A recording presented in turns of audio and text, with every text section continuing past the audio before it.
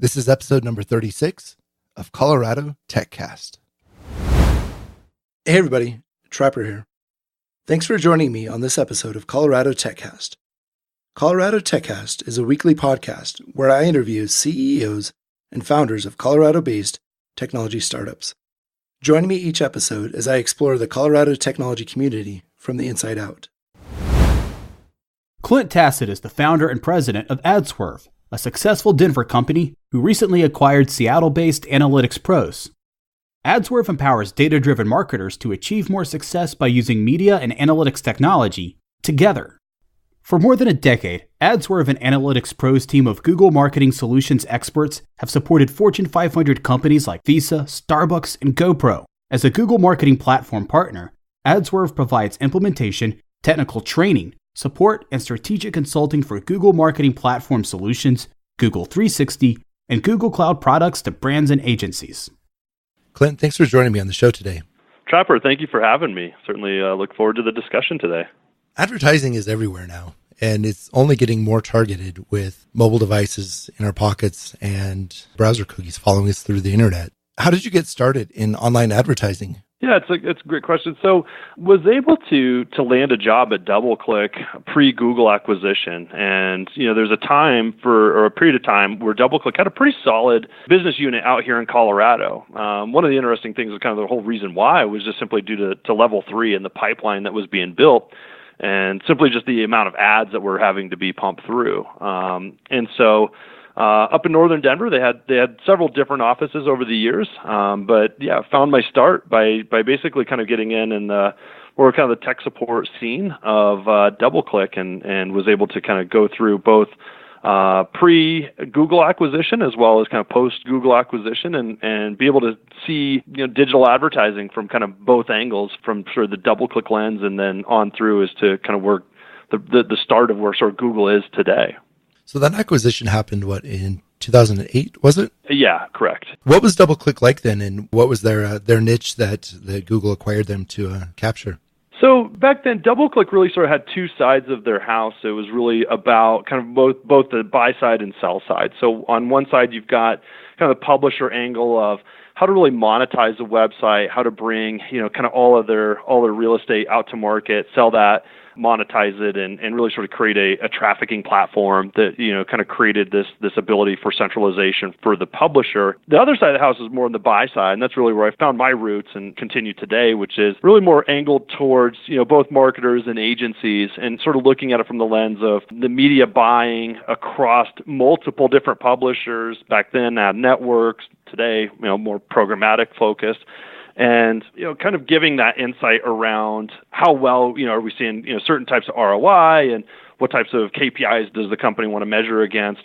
DoubleClick back then is really just founded on this premise of just solid service. And I think that was one of the unique opportunities for me to see on both the pre-Google acquisition was sort of their ability to drive a great technology to market.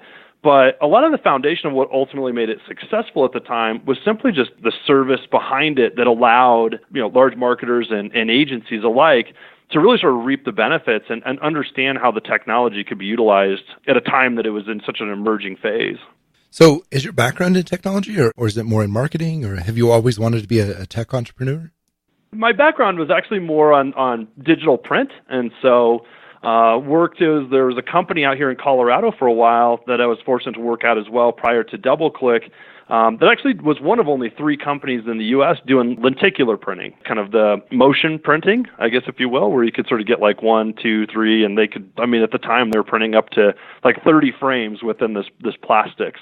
And so as you see some of those things where you sort of like rotate it and you get the multi-animation, was able to kind of find some footing there, and was really just always like a challenge. Like I started in print and really more on kind of like ad copy and did everything from, traditional pamphlets and newsletters and even, some different magazines at some smaller printers through Denver and the kind of start of my career. But just loved to always find a challenge and landed there for a couple of years.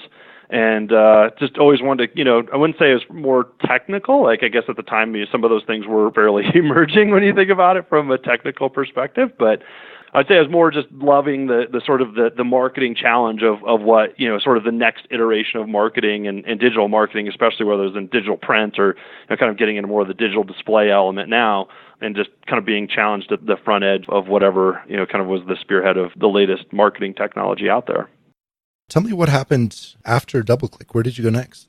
So post-Google acquisition, it was definitely a transition. It was an interesting sort of phase of the DoubleClick evolution working internally. I was fortunate to work on a campaign internally where, post-Google acquisition, they really sort of looked and examined across their book of business and really wanted to understand, who are their enterprise clients and who are their most targeted opportunities. And I think at DoubleClick, it's just kind of at that sort of startup mentality of any business and all business is important business. And I think Google sort of really kind of came in with a little bit more of a focus around certain areas that they wanted to grow. And what that left was an opportunity with the long tail that I was on this project where we were sort of saying, well, what do we do with all of this business, right? Where do we have partners that are able to service some of this? While they may not be enterprise level relationships, there's still a value, there's still an importance, and there's still a demand for the technology, even though these opportunities aren't going to be of the same scale. Working internally, it was just clear that we unfortunately didn't have any partners that sort of met that criteria. While there was a lot of agencies out there, what they really wanted was a tech partner. They wanted somebody that could truly understand the technology, understand how to support it, understand how to get clients to be able to leverage the value of what the product could deliver in market. And as we sort of find the evolution of DoubleClick, even just how to start extracting the integration opportunities that it started to present. And so that was really sort of the first sort of vision as I think back to AdSwerve and thinking about what the opportunity was and where it sort of stemmed from was really this recognition they had a demand for this long tail business and this kind of the clients that weren't in the enterprise level, but didn't really have a home, I guess, if you will, to sort of put it post Google acquisition. Was DoubleClick more focused on targeted advertisement? You mentioned programmatic based advertising. Is that a newer technology that did not exist yet, or what's the story there? So programmatic existed at the time. One could argue that AdSense put that in kind of the programmatic bucket. Probably some of the bigger names like at the time, were just emerging. So I would say that the technology, DoubleClick Ad Exchange was kind of one of the first ones out to market. And that goes back to sort of that publisher side. It's really more of the publisher sell side when they looked at all the inventory. And if they hadn't sold all of their inventory, right, and they still had some inventory left, DoubleClick Ad Exchange is really one of the first ways to kind of get that out into the market outside of some of the ad networks that were just kind of, you could sort of say, prepaying, I guess, if you will, in many cases. And so that was really kind of the first iteration of programmatic. So really the buy side of Google programmatic didn't come around for a few years later after the purchase of Invite Media and then integrated into the DoubleClick stack.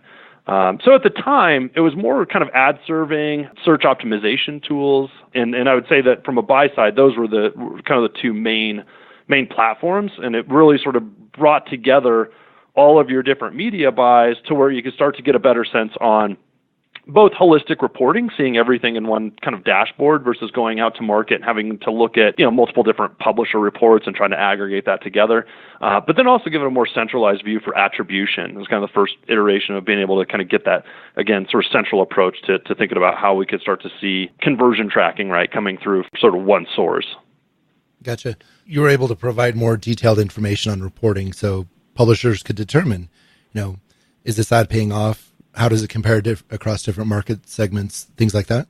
Exactly. Yeah. Getting a much more transparent and centralized view to everything from reach and frequency, geography, time of day. And then to your point, kind of getting into that attribution, modeling and being able to sort of see, again, from that centralized singular source. So we're not hopefully double counting against, attributions that are being made. You might have an ad network at the time that was out serving an arbitrage, right? Serving across everybody and being able to give a more transparent view. Was that impactful? Was it meaningful? Did they see, were they able, at the time we couldn't get viewability, but, getting some view through and being able to quantify kind of click-through attribution. So that's really what sort of started, and then thinking about that was start of being able to see things like path to conversion and seeing as we integrated search and getting the ability to start seeing is, if we're seeing some display and then, seeing a lot of conversions maybe coming through a search channel, could we start to determine whether those were influencers? Gotcha. Okay. So you mentioned the long-term or the long tail opportunity that Google just wanted to pass up on, just not enough volume there. Is that what initially started AdSwerve? Yeah, it was. It wasn't they didn't necessarily have the program off of the ground at the time. So we like to think of ourselves as kind of one of the first iterations of the partner program that you can actually find on the Google website today, before it really actually existed. So Search saw this need and this opportunity and really sort of went out to market even before they sort of had the program in place. Denver's just it's not like a New York or a Chicago. We don't have a lot of the brands that some of the big cities that East Coast will typically hold at some of those large conglomerate agencies. It was an interesting pilot for us and a great place to be because we could go into market and really pitch this idea for some of our partners to say, hey, I know maybe you're not seeing, maybe the most return out of the platform. It might be kind of a small fish in a big pond, and it was sort of let's sort of flip that around and we could start to provide a much better service model by aggregating a lot of our clients together, give a better buying power for one, so help get costs a little bit more aggressive for them that we could pass through. And it ultimately gave them an opportunity to have more on, services and resources that when they're going to set up new campaigns, hire new folks, be able to do training and onboarding, it was a much more direct approach than a lot of kind of the scalable approach that, traditionally Google would want to take, which is, here's kind of the online resources and the self-help path. So we were able to kind of really get in market and showcase, this value is going to be able to be returned in your organization, be able to level up your employees and be able to deliver a much better product at the end of the day to your clients. So the founding members of AdSwerve, were they DoubleClick employees or did you go out and build a team? I was fortunate in that, with the Google acquisition, one unfortunate part is that they did recognize that they wanted to sort of slow down or even sort of their goal was to close the Colorado office at the time. Funny enough, we now have the giant Boulder office for Google. But they, at the time, they really wanted to have a lot of their services teams coastal. So they gave a lot of the folks opportunities to, move to move to San Francisco, move to New York, and there was an opportunity as well to move to Chicago. I think they underestimated the amount of people that, I think they thought, all right, we're Google. These are great cities. I think we'll get a lot of adoption and interest. And what they found was there's a lot of people live in Denver because they love to live in Denver. And, there was a lot of folks that decided that they did want to just stay behind. They weren't going to take that opportunity.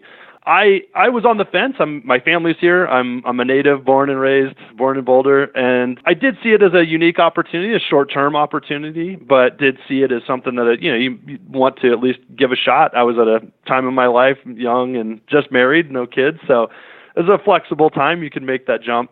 And it's interesting that as we were sort of making the transition of figuring out that first iteration of AdSwerve, so I was scheduled to move to San Francisco on January 2nd, and we'd been awaiting to get all of our confirmation to get AdSwerve started, both in DoubleClick contracts and getting all of the networks created. And that was really sort of the holding pattern that we were in to know whether we were able to get the company moving forward. So literally, I believe it was something like December 17th, we had packed our house, we'd set to move, and that's when the final confirmation had come through that we were able to move forward. So as I was able to kick off, and be able to get the company started right at the 1st of January of 2010, I did have a lot of the resources of folks that I had worked with, people I had trusted, seen that were, just amazing caliber of individuals. And it was fortunate that I sort of had this opportunity of sort of handpicking some of these folks that were just best of the best that I had been able to work with, folks that were excited about the vision of what, sort of this company was going to deliver to market. And also just know that these are individuals that could wear, a multitude of hats to help get this, sort of bootstrapped grassroots company off the ground at the sort of the midst of this economic cycle we were in, kind of back in 2010. And so we were able, I believe we were able to pick up 7 former colleagues of mine that were essentially, I think we had 7 of the first 10 AdSwerve employees were actually all former double clickers. That's got to speak to your leadership and your ability to inspire confidence in these people to not take the Google gig. Yeah, it was exciting to see that just how much traction I think the concept really drove, and even both internal at Google, there's just a lot of folks that really sort of saw it and thought, there's going to be a business behind this. Like there is going to be some opportunity that, not just with Google sort of just focusing on kind of moving up to more enterprise level, but just the emergence of saying, hey, service first has a place. Service first is going to be of value regardless of whether the client's large or small. There's going to be a need in market that somebody's going to need to take and be able to extrapolate all of this understanding of these platforms and be able to bring that in and allow for some of these agencies and marketers to be able to really utilize the full potential. So it was interesting to see just both in the response that just from Google's perspective and just some of the, maybe not in like the high level, but just in some of the more the operational level of the folks that really sort of also internally believed in what we were doing. And we're really sort of the starting phase of just even some of the lead generation that we saw, and just sort of knowing who we had as part of the organization. And when they had opportunities with maybe even some of the direct clients that they would, or at least some of the direct interest that they were getting, was to say, hey, if that's what you guys are looking for, we know of this company of great talent and they can help, companies that were coming to them looking for onboarding and training and service. Do you guys have your own proprietary platform, or you mentioned being a Google partner? Do you leverage their platform, or how does your business operate? So we do not have our own proprietary platform. Ultimately, what we are is Google's most premier and predominant channel partner. So what we do is really help to drive adoption of Google Stack, if you know GMP or Google Marketing Platform, which incorporates now everything from what was historically the DoubleClick ad tech stack. So that would be things like Campaign Manager.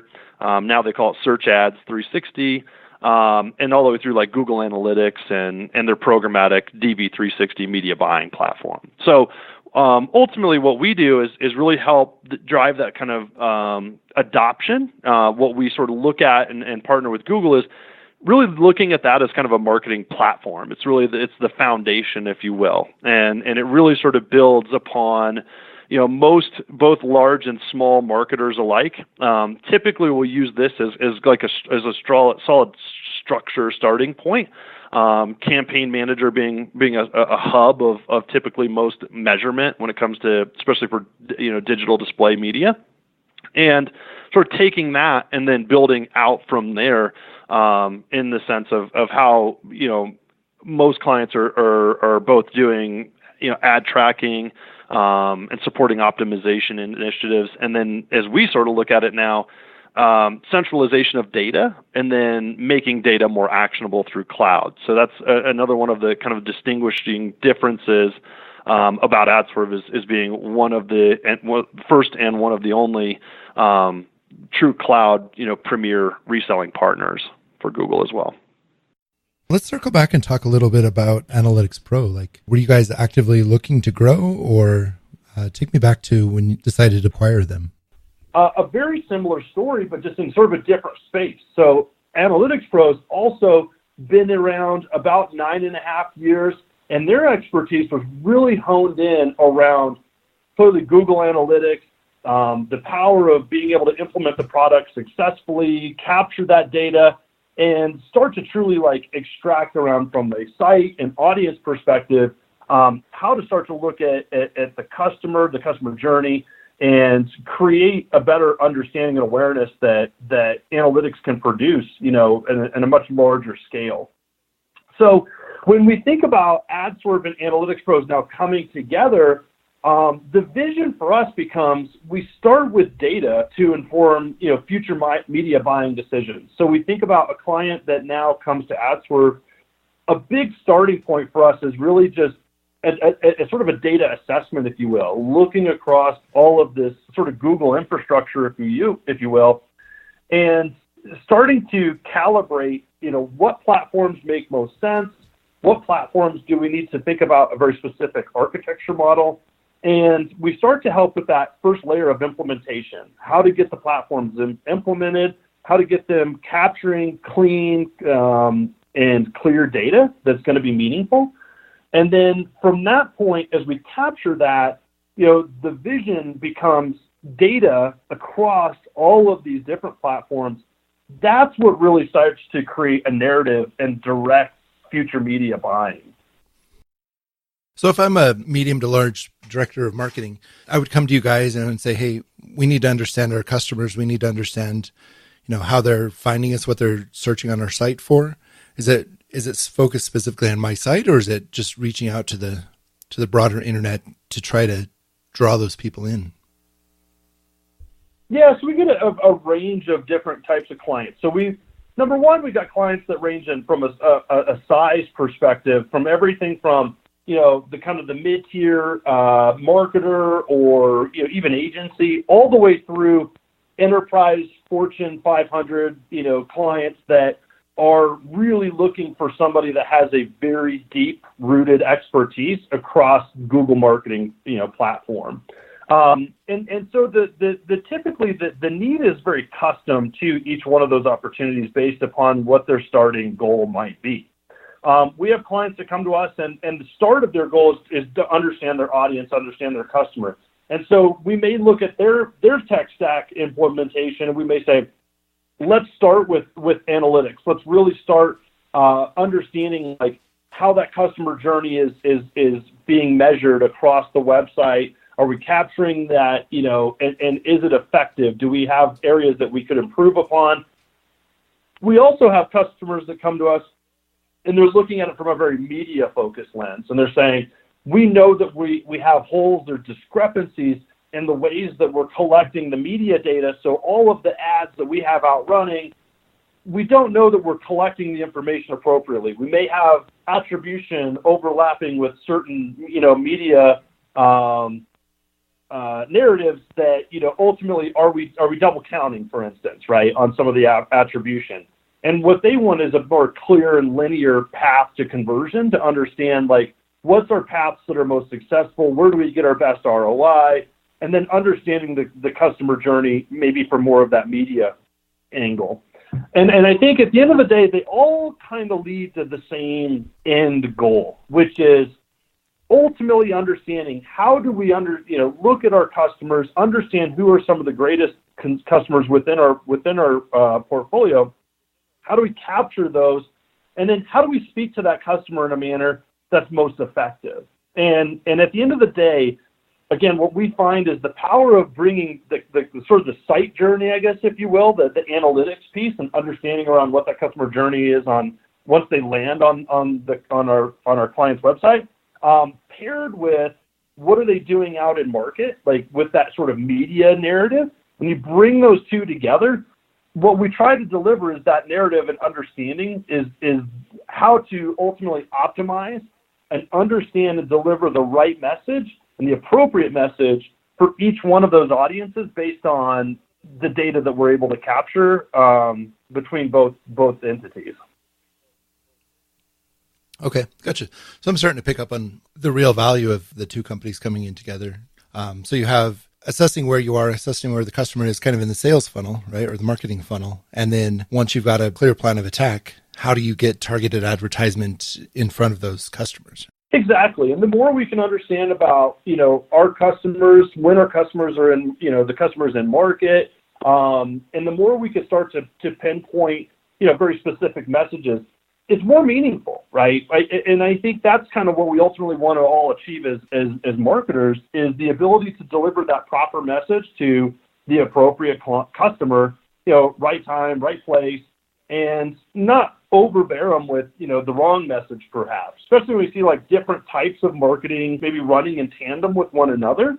And we start to over-deliver maybe different messages to that individual customer. I also think there's a lot of value for our clients when they can understand very similar customers. Like, how do we look at customers in the aggregate, and how do we sort of define and whittle that down where we can start to look at avenues of new customer acquisition, right? And we think we sort of know from a high level, perhaps, maybe some of our main kind of ultimate customers, but we've done some case studies with a handful of clients at this point where they ultimately want to understand, like, who's their super customer, like, and thinking about it not just in the narrative of the short term, like, who's my customer that comes in, buys today, and then I don't really sort of understand them tomorrow. We just look at that kind of first interaction.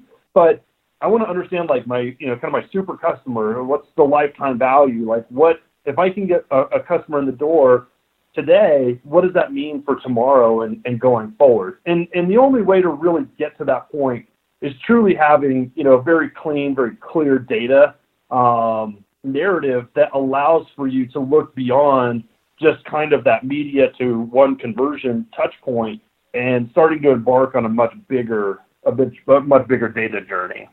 Okay, gotcha.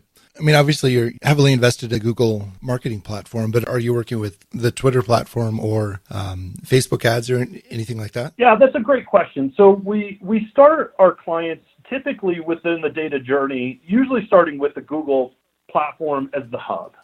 Most of our clients, we find it's really kind of the breadth of where we see the majority of data existing. And so what we typically start with is an implementation process, or like potentially an audit across all of their sort of GMP stack, as well as all of their, complementary sort of partners that they might be running media with.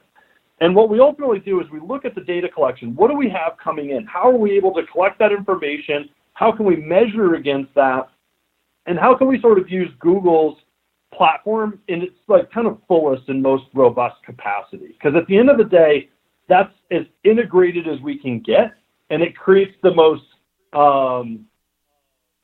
sort of non-customized solution possible. So let's use that to collect as much information as we possibly can. And so what we find is that once we get clients through that journey, we get the proper architecture, proper data collection, proper data housing. Then once we're able to start to measure, collect, and activate against that data, that tends to be where we start to look outside and we can start to bring in other data sources. So again, we sort of see Google as a hub, and then once we have that properly established, other forms of data can start to feed in. And so we do have relationships where we have been able to bring in other data sources to complement and also create as from activation perspective. And again, building that much more robust customer journey within the attribution, sort of channel and feed to where we can bring other media vendors into that view. Okay. So start with Google because it has the most robust data. Once you've got a clear lay of the land, then you can start picking and choosing and being a little more selective on the tools you layer on top of that, right? Exactly. And I think when we audit and sort of think about what's a way we could capture as much of that as possible out of Google. And when we can't, that tends to be where we start to look at, what's the more customized solution look like? How do we bring that data in a meaningful perspective? And how do we really turn that into a way that we can activate against it? So it doesn't really do a customer any good if the data is just kind of coexisting, right? It really has to be brought into a place where it has an integration. It has the ability to influence or pair into that data. And that's what we're starting to see more and more opportunities for as we move forward with projects with some of our clients that want to get to that kind of data maturity that allows for that level of integration. So are you guys writing the ads, like the copy, or do you stop at more of the analytics side and then leave it up to the customer to come up with a copy? Yeah, so that's, I think, one of the things that makes us quite different in market is, I think we're what we call ourselves agency agnostic. And what that really means is we don't really get into the agency business, the creative business per se. I would sort of put us in more of a tech partner in how we can support both agencies and marketers alike. And so we don't do copy, we don't do branding, we don't really get into a whole lot of the creative side. We do, however, complement a lot of our relationships where if they're wanting to run dynamic creative, right? They may come up with the copy, they may come in with the brand, the messaging that they want to produce and market. But however, we may help with the technical piece of helping when it comes to that, dynamic creative and how it becomes built, how we get maybe certain feeds to integrate within the creative. and be able to execute that creative properly, and then clearly helping to understand, which audience that should be targeted to, who that should be delivered, when, where, why, how that creative gets delivered. But from a brand piece, we find most of our either agencies or a lot of our direct marketers might be working with specific agencies in terms of building that content. So it's really not necessarily one of the pieces that we focus on. I would say our focus, sort of complements those customers that have those partnerships in place. Gotcha. Okay. So the term dynamic, as you used it there, I'm not familiar with it. Is it like A/B testing dynamic content, or what does that mean? So you could have multiple variations. There's some clients that are looking for that sort of A/B test scenario. They might be looking for a very specific messaging to understand, or they may be doing landing page testing. So it might be on the front end, or they're wanting to understand, if we have a very specific, ABCD message, which one is attracting the most attention or garnering the most conversions. You might also see on the flip side where we do, from a landing page, which pages are driving most activation or conversions. And so we see that piece, quite a bit. And that actually could be done, fairly easily through just the platform itself without too much creative involvement. On the flip side, when we think about dynamic creative, that really starts to hinge more in that sort of, especially we see it a lot, you think about remarketing perspective, where there might be a carousel. Most people have seen a carousel unit, right, where you've gone to a website, you see multiple products, and then it also starts to bring in a lot of AI, where we can start to look at, they might have looked at, product A, B, and C. What would they also most likely be interested in, and start to sort of predict, what types of other products that customer may be interested in. And so when we think about dynamic creative, it tends to be the messaging within the creative is the dynamic component. What's being shown, what's the message, and it tends to look at who's the customer, what have they either viewed in the past, or do they fall into a very specific segment that we want to target with a very specific message? And so that's where the creative can sort of, kind of mold to fit a very specific, a specific audience goal or intention. Is that like retargeting? So retargeting is kind of the foundation of the type of media, sort of being purchased, or the sort of the goal. I would say that when we think about dynamic creative, is really about the creative profile itself. It's like the technical aspect of the creative. You could think like the old days, we could have, if we did sort of general remarketing, and maybe somebody maybe they're buying insurance. Let's use as an example, and maybe I have home, auto, life, right? I might have 3 different creatives, 3 different files for that type of remarketing campaign. And based on where I went in the website, I have 3 different creative, and that creative would be delivered based on, what I had seen. So I might, if I went to all 3, maybe I get all 3 of those, but I'm getting 3 different files from 3 different campaigns, where in more of a dynamic creative concept, I think the goal would be it's one creative file essentially, and it's playing into more around like, oh, you're interested in home and auto insurance, and you could bridge that creative and allow it to somebody that's interested in only home, only life, only auto, or creative content that might be messaged for somebody that might be unique and they're looking for both home and auto, and maybe you'd want to have something more custom within that group. Gotcha. Yeah, it's really powerful as a business owner to be able to get that level of insight into your customer, as well as having the the general overview of how they're interacting with the site and how to convert them. So, and I think you bring up a great point there, and that's the key to where we see our vision is it's the insight around the front end, understanding that customer who has shown us this interest on maybe a multitude of products or services that the customer may have in market. So being able to capture that and understand it, but then how do we want to activate that, right? Like what's unique about that? What's unique about the client that might have overlap with multiple different types of interests that they may, be different than the next person that only has an interest with one specific product. So to your point, that's where things become very powerful. Is it's the data collection and understanding piece, but then how custom and tailored and measured we can be on the activation behind it. Mm-hmm. Okay. Yeah, that gives me a really good picture of how the two companies operate and the synergies that you bring by merging them together. So that makes a lot of sense.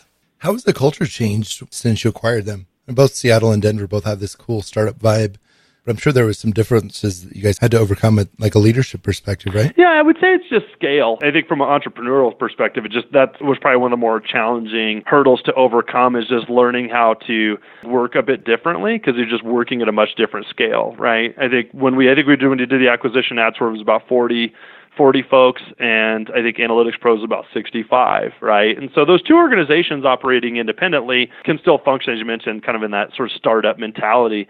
And I would say that it's definitely a much different shift as we sort of get now to where we're just about 140, and really sort of helping to keep culture. Like I said, both companies had a very similar culture, which blended together.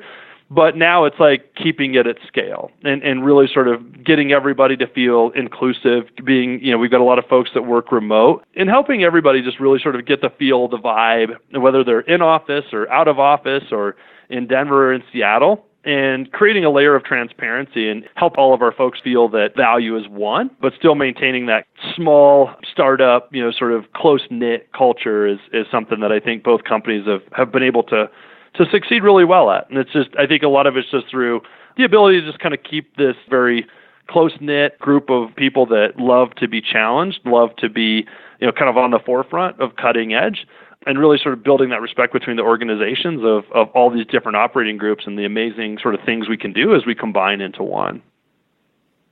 Mm-hmm. Okay. Yeah, growth at scale is always a challenge that I think every entrepreneur will eventually face if they get large enough. What kind of people do you have working for you? Do you have like technical people? Do you have marketing people? Do you kind of have just a hybrid approach? Tell me about some of the people you have on your staff. We have a pretty broad array of different levels of and types of individuals. We do have, very strategic account management when it comes to kind of more of the marketing side. So they have a very deep, understanding. A lot of our staff are actually from agencies. They've very seasoned and trained veterans in, kind of the what and why we're buying media, like what's the ultimate context, what's the goal. And then when they think about from a tech perspective, they're sort of people that understand media and then understand the tech behind it and how to really activate and leverage technology in, kind of 2019 and going forward on how we can really utilize the newest and latest technologies especially from a programmatic perspective on being able to harness, kind of that more centralization that we now have that we didn't have historically, kind of years past. On the analytics side, we have folks that are very strong, more technically speaking. So when it comes to implementation of tagging, data collection, how are we getting information from a customer site, and how can they collect that information and being able to pass that through and use that for analysis. And then we have very strong data folks who really help clients when it comes to understanding reports. What does the data mean? How can we look at it? How do we slice it, dice it? How can we overlay different reports to truly unpack and uncover different insights from that data? And then we've got a very strong, almost customized tech team. And that's really where we think about from a big data and cloud perspective. And those folks can come in, do everything from big query projects. They can do, predictive audience analysis, AI and machine learning type of teams. And that's really once we kind of get to that data maturity, kind of index that really allows for that next level of other data sources and things to be integrated. So it's a very broad array of employee base that we have, ranging, again, from that kind of very consultative and strategic account management approach through a very technical, tactical, ingrained kind of back-end infrastructure team. So right now you've got two headquarters, one in Seattle and one in Denver. Are there plans to merge those or keep those separate? No, so definitely we're merging everything. Everybody is going to be merged into one. And the teams have really come together from a culture perspective, even though One is very media driven and one was very heavy data driven. The teams have actually come together. We have a lot of cross pollination. Some teams, people moving from analytics, wanting to learn media, some media folks wanting to learn more analytics, folks moving from Denver to Seattle, Seattle to Denver. It's been a very exciting process. We've seen a lot of cross-pollination because at the end of the day, we view this as one feeding the other, especially like the ones that are very seasoned. They just want to learn more, right? They want to understand, how do I know more about analytics to feed my media? And on the flip side, a lot of the analytics folks are starting to realize, like, I have all these audiences. I've learned all this about the customers. I want to be able to activate that, So it's been so exciting to see the teams really sort of working together. And even though that we really sort of have these hub offices for each company, we are starting to see a high demand. Fortunate for two great cities that, a lot of just folks wanting to work between both of them and find and extract the value of really everybody coming together as one entity going forward. I just finished Confessions of an Advertising Man, and the world of marketing is so, prior to starting, conversations with yourself and Brock Berry from AdSwerve, it's always such a black box to me. I knew that there was something going on in the background because I would be looking at vacations and, the next page I would go to, here's the vacation spot ads running. I'm like, wait a minute, what's going on here? Mm-hmm. And then finding out about, learning more about retargeting and about, market segmentation and, why am I getting these very intelligently written emails seeming to like walk me down a path of making a purchase, mm-hmm. When I originally had no intention of buying this, but you just get so much more supporting material and email copy and, pictures showing up in your mailbox. And you're like, maybe I really do need that vacation. So the advertising is just such a fascinating world when you combine that with the technology that we have at our fingertips. Yeah, and one thing to clarify on that, like when it comes to kind of more of that display advertising, you think about video and social and traditional kind of banner ads. One thing to mention is while there's not like personally identifiable information kind of passing through there. So I think that's one of the things that why we believe in some of the Google technology. It is still not necessarily known as the individual. Like when we go target and you say, we talk about that remarketing ad, it's not necessarily that we know who that person is on a one-to-one level, like who they are as an individual with their name. We're basically just saying is in kind of a anonymous sort of perspective. Here's a ABC 1, 2, 3, and these are their interests, right? And I think that's one of the things that we sort of strive for is there does have to be a layer of two things. One, marketer owned data, right? Like if you think about kind of in that email perspective that you're talking about, you've disclosed information to that probably that company for them to be able to send you that kind of personalized email, right? You've disclosed with your own knowledge that you've disclosed that maybe you purchased something historically or you've signed up for that newsletter or something is kind of triggered for them to know who you are and that they're sending you that information. When we think about on more of the media side of things, we don't know people's personal information, right? What we know is just kind of that sort of anonymous identifier. And then of that anonymous identifier, some of the interest that they may have when maybe there's a group of anonymous IDs and these are the people that have been to the site and these are the people that have a very specific interest. So it's a lot of that information we're trying to also get where it's marketer owned, just like kind of like that email when you talk about you've already approved for them to know those things about you. And so when we think about custom tailored messaging and things like that, there's still a layer of remaining anonymous within that landscape. And we want to keep that true. Right. So that anonymous ID is the cookie ID, right? So if I delete my cookies and I come back to a site again that you guys are helping manage the marketing of, am I a completely new customer to you, or is there a way to tie it back to my original ID? Historically, that would be the case, yes. I think as we go forward, there's more things that kind of live that allow for kind of more of just sort of a centralized ID. If you think about like kind of a mobile device ID, it doesn't change, some of those types of things. And I think that's where, as you think about, like, especially with Google, there's more profile control that you can opt in, opt out, control, the ways that Google sort of views you as an individual. And so I recommend to people that I think those things are things that people should take advantage of, right? That we all have a online experience, and we have the ability to customize that to our preferences. And in some regards, if you give Google a little information, hey, I want to see ads about X, Y, Z, or these are my interests, right? In some regards, it does create for a better experience, because when we go across a lot of these different websites, hopefully you're getting relevant advertising that's paying the publisher, right? And so I think in regards to that, it's somewhat in the future, and even today, there's a yes and no answer. Some of it can be deleted, some of it can't, and I think that's kind of the sort of the power, I guess, of as we move forward and as cookies kind of become more and more obsolete based on browsers and just changes within the, kind of the methodologies, I guess, if you will. Customization won't always be able to just be completely deleted, but I think we can all control our individual journey as well. So how does GDPR play into that? It hasn't hit the United States yet, and very well may soon. So having complete control over your identity online, does that carry over into the advertising world as well, where a consumer has control over their what the advertiser knows about them on different platforms?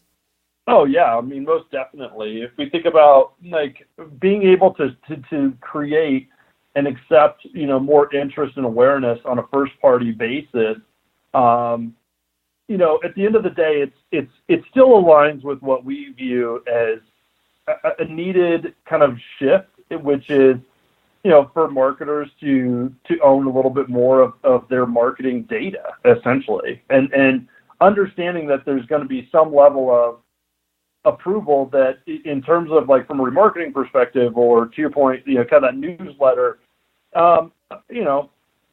you had to sign up. You had to give some level of approval. And I think that being clear about that and what that data is being utilized for, the big thing there is, I think most of us going to a website, you typically say, I'm interested in this product, I'm going to your site, I approve, right? I think when you think about GDPR, what was happening was a lot of that data was just being sold. It was just being sold off. And then your information now, regardless of you accepting that or being aware of that, was taking place in the background. And I think that's where, as we think about GDPR and kind of the future of limiting the abilities of, just because I as a customer or a showed interest in a specific product, or maybe interest of a certain group or whatever it might be, I can approve that they can leverage that information, but it's going to become more and more difficult for them to sell that information to a third party. Okay. Yeah, it's kind of, a lot of it seems to be unknown at this point. Content is free online because somebody's paying for it, right? But if there's no value to the advertisers, maybe we'll see more paywalls go up, more of a subscription base to some of our favorite sites. So people complain about advertisements and things like that. But if you want content, if you want really good free content, there's a price to pay for it. So yeah, it's kind of an interesting world you're playing in right now. Yeah, I think there's definitely a large shift, and there's a whole other conversation from publisher monetization, to your point, that I think, they certainly have their own sort of hurdles, I think, to get over as they go forward. From an advertising marketer perspective, to your point, I mean, I think as long as there's the ability to express messaging in market, and that messaging can show value at the end of the day, there's always going to be a need for advertising. And to that point, we've been able to really accelerate the ability of being aware of what the value is. And I think before, there was just only you could look at lift and brand awareness studies and things like that. Now we can look at very pinpoint, methodical paths, and we can understand customers. We can understand who are most influential customers. And it's just a much different ability, what's opened up for us now, and really being able to hone in and truly extract the most value of a marketer's advertising dollar. And I think that's really where I think it's changed significantly for marketers going forward in the future, is is being able to explicitly show, and measure against, the value of their investment. So on a more personal level, did you have any mentors that played a critical role in your personal growth or help you grow the company? Yeah, I was really fortunate both in youth as well as just getting older. So, I had mentors in the sense that just people that I looked up to, people that were successful. My mom worked with an individual, and he really sort of defined and showed me what kind of a reseller model could be, that there was an opportunity where you could, kind of find and capture, a great business out of not necessarily having to develop something new, but how to just sell it better. And so I think that was one of the kind of interesting things I learned at a young age through just a family relationship. But a lot of it, I look back at just my parents, and both of them. My mom owned, several small businesses, just, a couple heads. And I always just looked up to her and what she had been able to create. She wasn't necessarily educated in business, but she was just able to just kind of look at an opportunity and sort of roll up her sleeves and go, what do I need to know? What do I need to learn here? And I always just really respected, sort of her ability to just sort of look at, understand, and sort of move it forward, even without maybe the educational background that one might think it would be required in terms of just getting a business off the ground. I think one of the things that I learned at Google that sort of pairs up with that is, Google definitely speaks a lot about launch and iterate, and I really just appreciated sort of combining the two of those things together of, sort of just roll up your sleeves and launch and iterate. And that's one of the things that we did when starting AdSwerve was we didn't really have funding. It was, I took my severance from leaving Google and, a small loan, a couple $1,000 from my parents. And a lot of the foundation of our getting started was just simply about, let's just capture things that we can do ourselves. Let's move it forward. It might not be perfect, but it's 1.0, and being able to really figure out that kind of sort of minimum viable, that it's getting a website up, it's getting a service model that's in market and operational, and it's getting some sales material that, again, while it isn't maybe completely perfect and polished, it's opening up a conversation. And I think for me, it's just that's most the combination of just the folks who have been able to open my eyes to see that, the experience that Google gave me with just even that simple launch and iterate phrase has really been just one of the most pivotal, I think, influencers as far as even how I like to try to work today and with the teams that we have today, and just not necessarily always looking at things being roadblocks, but just trying to always have stepping stones and not being afraid to, put something out to market or cast something until, clearly you want to be comfortable with what it is, but it might not always be perfect. And it's just, again, I always go with the concept of something is better than nothing. And, just not letting some of the hesitation sort of restrict you from getting something that at least pushes you forward. I think that's a good lesson that not only applies in startups, but in all businesses as well, right? If you're too focused on the weeds and you can't ship something, shipping something is the hardest thing to do. Whether it's hitting publish or whether it's hitting, deploy or whatever it is, because you're always critical as the author, as the creator of that, you're always critical of the defects that you see that others may not see. So just being able to overcome that hump is a critical obstacle that all entrepreneurs will face. Exactly. I think that's we're all so much more hard on ourselves and difficult on ourselves. And, what I found was just that by opening up, by having something and opening up conversation, all of a sudden passion starts coming through. All of a sudden knowledge starts coming through. And while it wasn't within all of our pamphlets and marketing material, it was more about just exposing the knowledge and the depth, the breadth of our ability. And that's really what sold the deal, right? And I think that for a lot of just entrepreneurs is just keeping that in mind, that it's just get something in market and be available, be ready, be able to start to put a product out there, and be able to hold the conversation. And I think that's what you're going to find will sell. Mm-hmm. So in closing, do you have any books or any resources that you'd like to share with listeners? Yeah, it was my mom at the time made the recommendation as we started the company was to read Rich Dad Poor Dad, and the one piece of that really just stands out for me. The entire book is just fantastic as a starting point. But one of the things I think that just really sort of stood out was just the whole concept around hiring and being able to sort of, as a leader, you do have to step back and you do have to hire and find folks that can do things that you just simply can't. And I love that concept of being able to say, you have to be trustful and look for these folks that you could say they do it better than anyone else. And that's why we bring them aboard. And that's a philosophy that we look at here today is really just having folks within the organization that are some of the best in industry, if not the best. And we feel very confident within that. And as a leader, especially in a young and growing organization, the value that starts to bring and setting aside some pride and looking for that talent, looking for those folks who can make that sizable of an impact has been one of the things that I think for us specifically has really set us apart in the opportunity for us to grow into what we are today. That's a great book. A lot of leadership nuggets in those that I've enjoyed. So we'll get a link to that in the show notes. So Clint, I've really enjoyed having you on the show today, hearing what you guys are doing at AdSwerve.